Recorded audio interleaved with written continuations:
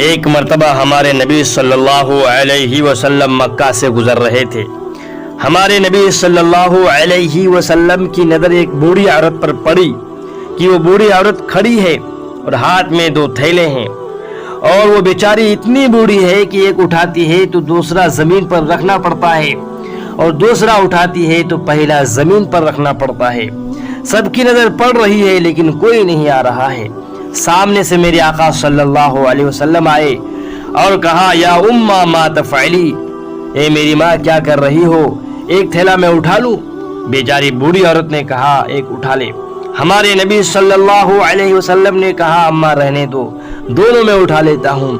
چنانچہ آپ صلی اللہ علیہ وسلم دونوں تھیلی اٹھائے اور آگے چلنے لگے۔ وہ بوڑھی عورت چل رہی ہے اور دعائیں دے رہی ہے کہ اے جوان، اللہ تجھے اچھا رکھے، اے جوان، اللہ تجھے بہت روزی دے۔ چلتے چلتے جب وہ بوڑھی عورت کا گھر آیا تو وہ کہنے لگی، یہ میرا گھر ہے۔ ہمارے نبی صلی اللہ علیہ وسلم دونوں تھیلی نیچے رکھے اور کہا، اماں جا رہا ہوں۔ وہ بوڑھی عورت کہنے لگی کہ اس کی مزدوری کیا لوگے بیٹے؟ تو ہمارے نبی صلی اللہ علیہ وسلم نے کہا، میں نے آپ کو اماں کہا ہے، کیا کوئی بیٹا اپنے ماں سے مزدوری لیتا ہے؟ وہ بوڑھی عورت کہنے لگی، نہیں بیٹے، کوئی نہیں لیتا، مگر ایک وصیت تو سن کر جا۔ آپ صلی اللہ علیہ وسلم نے فرمایا، بتا اماں کیا وصیت ہے؟ کہنے لگی، بیٹا، مکہ میں ایک آدمی نکلا ہے، محمد اس کا نام ہے، اس کے جال میں کبھی مت پھنسنا۔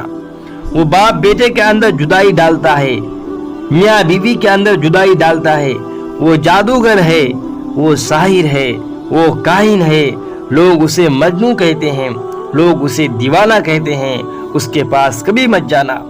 میرے آقا صلی اللہ علیہ وسلم روتے روتے فرمایا، ہاں میری ماں، تو نے جو کہا ویسا ہی کروں گا۔ وہ بوڑھی عورت کہنے لگی، بیٹا تو روتا کیوں ہے؟ حضور صلی اللہ علیہ وسلم نے کہا، اماں کوئی بات نہیں، تجھے ضرورت پڑے بلا لینا، میں آ جاؤں گا۔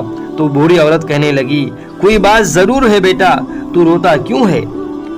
تو ہمارے نبی صلی اللہ علیہ وسلم نے فرمایا کہ جس محمد سے تو دور رہنے کو کہہ رہی ہے، اللہ نے وہ محمد مجھے ہی بنایا ہے۔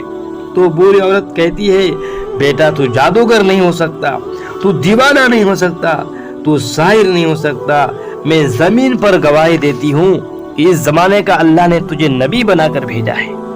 ہمارے نبی صلی اللہ علیہ وسلم کی آنکھوں میں آنسو آ گئے۔ کہا، میری ماں تو ایمان قبول کر لے۔ کہا، میں تیار ہوں، کیا کروں؟